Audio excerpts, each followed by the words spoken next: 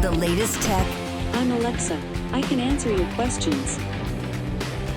Interviews. And we are evolving, and we are seeing an amazing opportunity that is happening. Accessibility. Accessibility is one of our core values. It's even a part of our mission statement. This is Double Tap TV.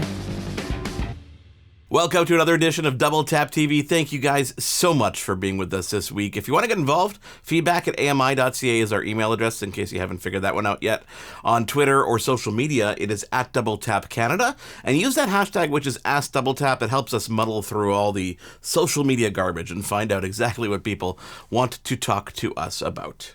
I am Marc Aflalo, by my side each and every single week. Scott. Stephen, how you feeling? I'm fine. I'm slightly concerned about this social media garbage. Is that our social media garbage or other people's social media garbage? What are you referring to? It's just the assumption that all social media is kind of just, just mulled and filled with lots of garbage, space junk. Right. Let's call it space junk. Now that Elon Musk owns Twitter, I guess we can combine the two somehow, right? Yeah, well, don't you know it's now a utopia on Twitter? Now Elon's taken over. Oh, is that what's going on? You can go on there and you can spew venom day and night. It's great. I'm really not hip to that jive. Stephen, we're talking something interesting this week because you and I tend to focus, you talk about our 44-episode season.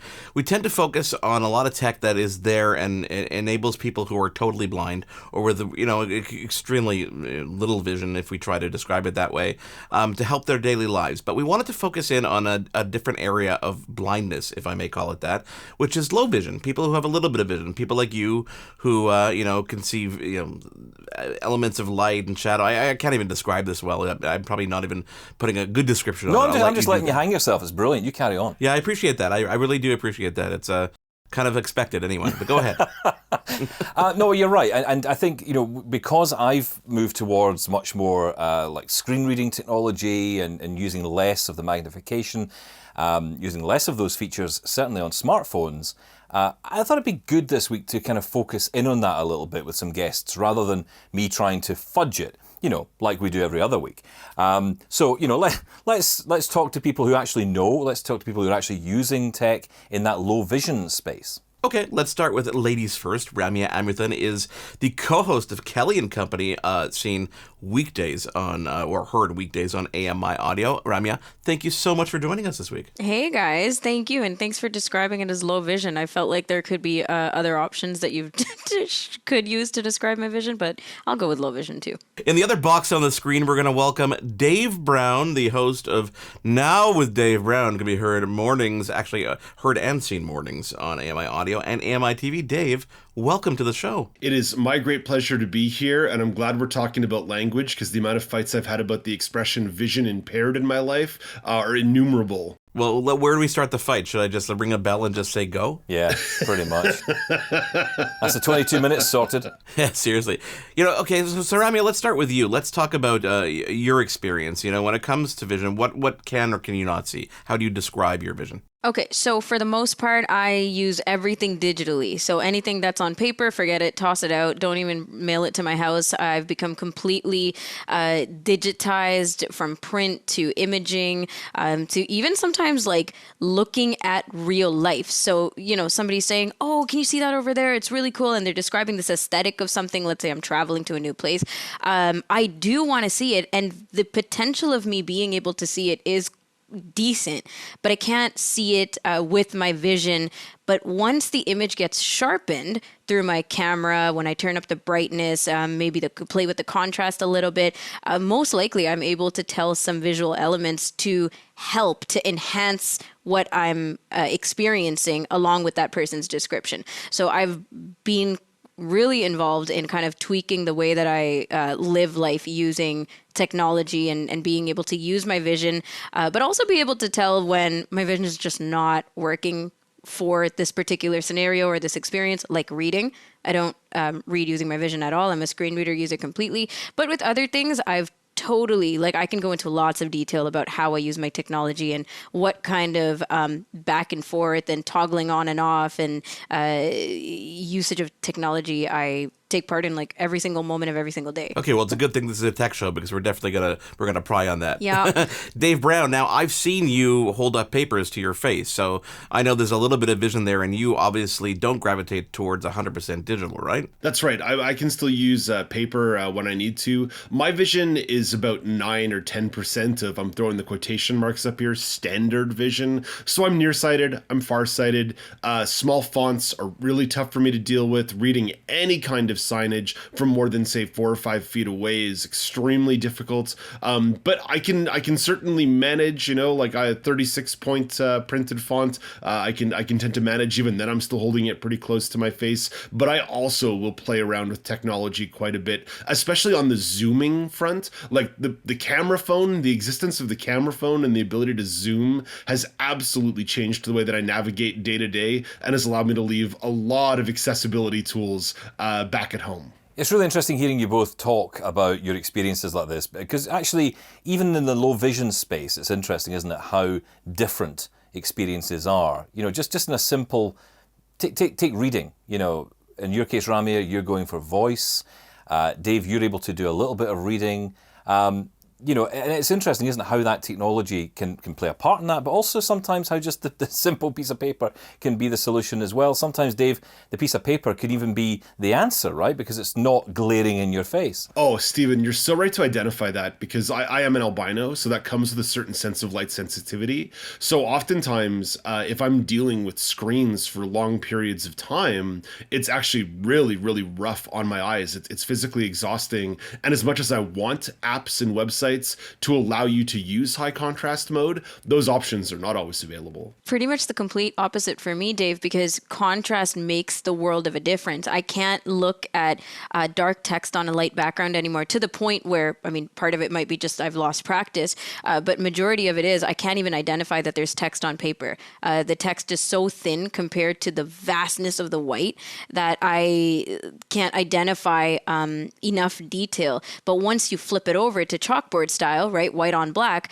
I'm able to way better tell, even if I can't necessarily read the writing, be able to tell, oh, there is writing on this, or, oh yeah, there's this giant table in the middle that I need to navigate. The details are better scrutinizable when you flip the contrast. Yeah, I love me some white text on a black background. Oh my gosh, it's so much easier on my eyes and it's so easy to read. And one of my little bugaboos, sorry guys, I'm hijacking this thing as I tend to do, Please do. Is that you'll get certain, That's why you're here, Dave. You'll get certain apps that let you do the contrast, right? They let you put a black background on it, but all the text remains the same color. So now it's this blue text on this black background that you cannot read. Yeah, because everybody here knows about night mode, right? Or dark mode, sorry, which has become the huge, popular, amazing thing these days. But I was using dark mode manually for as long as I can remember, because that without that high contrast, I wasn't able to even navigate on the computer.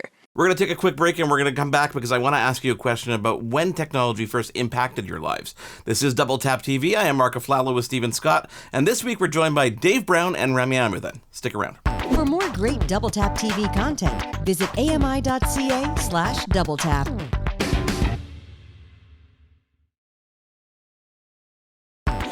This is Double Tap TV. We're back on Double Tap TV. Thank you so much for being here each and every single week. I am Marc Aflalo, as always joined by Stephen Scott, and our guests this week, you may recognize them from either AMI Audio or AMI TV, Mr. Dave Brown, the host of Now with Dave Brown on both platforms, and Ramya Amuthan, the co-host of Kelly and Company Afternoons on AMI Audio. Stephen? Ramya, Dave, I just want to check with you both. You both have always been visually impaired, right? You've been visually impaired since birth. I have a genetic condition called Leber's congenital amaurosis. So my vision has been stable pretty much my entire life, but it's been since birth. So not a lot of change or shifting going on. That being said, though, I've realized a lot of different things as I go through stages of life, like, oh, my nystagmus affects me this way, my night vision affects me that way. But yeah, stable and a low vision. Same deal for me. Born legally blind. It's been relatively stable, but I also have noticed in life there are moments where I feel blinder or less blind. For example, when I moved to a new city a couple of years ago, all of a sudden I felt very disabled. Whereas after 10 years in Ottawa, I felt pretty comfortable in that city. So I can definitely see how context influences how I feel about my disability. And Dave, I'm sorry I used the words visually impaired. I take them back now. No. I'm glad you did. I prefer to use that expression. Oh, well, there we go then. See, we're all friends again. It's brilliant. But listen, the reason I asked that question is because I wanted to ask you about your school experiences. Because, you know, I don't know about you guys, but for me it wasn't quite yesterday. But, you know, it certainly, technology was developing at that time. And I had more vision than I do now. And I was starting to use a lot of magnification technology and lots of cool stuff that was coming around, still very much in its infancy. And I just wondered what your experiences were at school and how technology perhaps helped enable you to complete your coursework, do your schoolwork. For me, technology, especially sort of the emergence of computer technology, personal computer technology, it was always present in my education, but I never really felt that it was particularly useful to me. So I guess, I don't know how to put this in context, but I guess I was 6 years old in 1989, so elementary school, you know, they had a couple of those old original Apple computers, Apple Macintosh computers, and my family had a PC, but really at that time, even the magnification that existed wasn't particularly useful. It was just me putting my face like right up against the screen, which probably was not great for me when we really think back on it. So for me, Stephen, technology didn't really start being that useful to me until my college and university experience. And even then, I didn't know how to maximize the capacities. So I'm almost going to punt on this answer because for me, the revolution kicked in a teensy bit later in my life. I wanted to do and wanted to be at the level where everybody else was doing things at school, right? Reading, writing, math, English, whatever it was. But I didn't want to work extra hard. I didn't want to be flipping through giant pages of extra large print. I didn't want to be lugging around these huge, heavy bags of assistive technology so that I can, you know, connect all that to my stationary computer and then zoom in on the chalkboard, 20 feet away, 50 feet away. It just felt like a lot of work. And it almost, in my head, I was thinking, there's got to be an easier way. There's got to be an easier way for people with low vision to do all this stuff and to excel in school or, you know, do what you want without having to work a billion times harder. So whereas when I was younger, I was trying my best to read print. Even if it took me hours, I was reading large print using a CCTV. At some point, around my teenage years, I decided that this was just way too much work. So instead, I switched over to using the laptop. In fact, started using a screen reader from scratch and switched over to the Mac. Like all these different things I did in the span of maybe 2 months, 3 months, because I just wanted to make life easier for myself. So, guys, think back for a second to maybe those moments, or try to think back and tell me what was that moment when that one piece of tech came out and crossed your path that you realized, wait a second, this is going to change my life. You're really making us jump into the time machine here, Mark. I'll make you jump forward later. I promise. It's like to me, Mark. It's so difficult because technology, especially in the digital space, was evolving as I was in the school space. So things like PDFs when I was in university were awesome for so many students. They were useless for me because I couldn't zoom in properly. Like that technology just wasn't there to efficiently zoom in on the readings in that text. So for me, it was almost the opposite. I was still using a lot of like rudimentary technology, my telescope, my magnifying glass, pretty much all the way into like the mid to late 2000s. Like it wasn't until 2007, 2008, 2009 when I really started to leverage technology in a way, digital technology in a way that was useful to me. And 2007 was when we saw that first iPhone. Not quite corollary, because I was a late smartphone adopter, but I will say I was working for this company, and I was a Mac user at the time, and I loved my iMac because it had a lot of built-in magnification tools that allowed me in web browsers to make the font bigger, and I loved that. And then I was working at this office that only used Windows and PC technology, and one of my colleagues saw me with my face up against the screen, like trying to read this thing, and he goes, "Hey man, don't you know that if you hold down Control and scroll your mouse, it zooms it in automatically?" And like, this was in 2009, guys. Like, this was not ancient history. And I remember he showed this to me, and I was like, "Excuse me, now what?" And that was the moment that blew me away. Something as simple as holding down Control and scrolling your mouse and being like, boom, zoom technology. Don't need zoom text, don't need anything else. Boom, just done like that, built in. And what was your moment, Ramya? So for me, the revelation didn't come, the revelation didn't come as like oh my gosh, I learned this, now I'm amazing. But it was more like I had a moment in my late teens when I was using a keyboard to flip between contrast, to zoom in my screen, and to have on voiceover, like my screen reader, where I could see the screen reader cursor going all over my screen. And I was like a whiz. I was on the computer just flying through tasks and projects and, typing 100 words a minute, whatever. And I just felt amazing. And I thought, damn, like there was a time in my life when I couldn't do it like this. I couldn't be in touch with people real time. I couldn't finish a task in a timely manner compared to somebody who was able-bodied or sighted.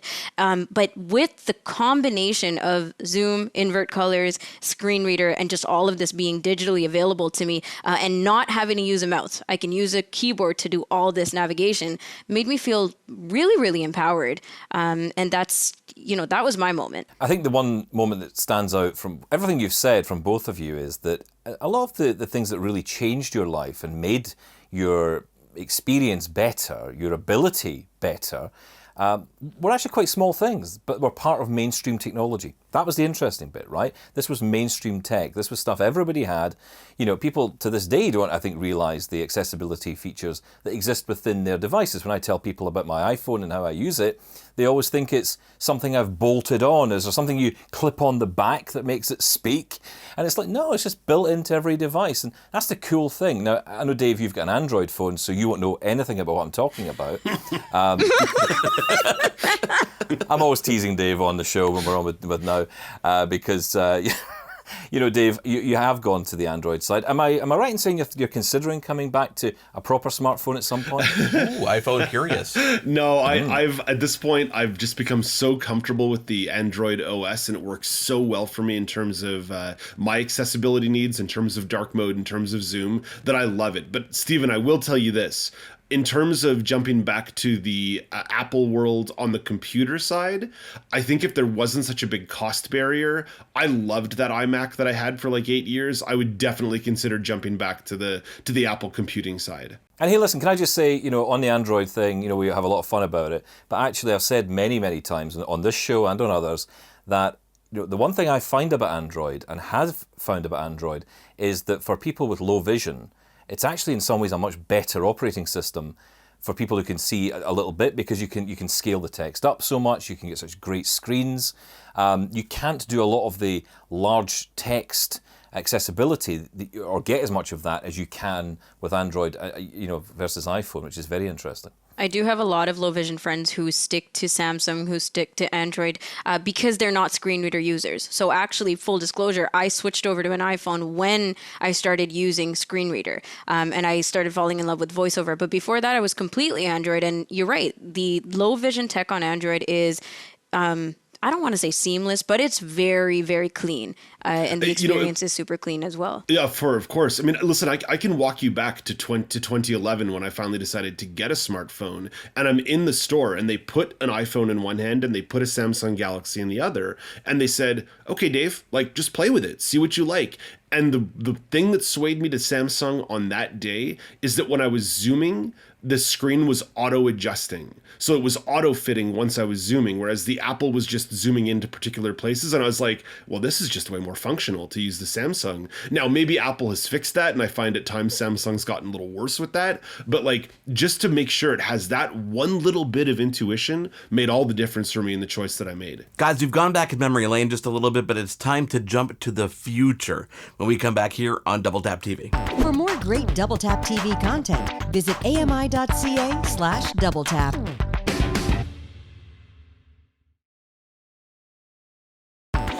This is Double Tap TV.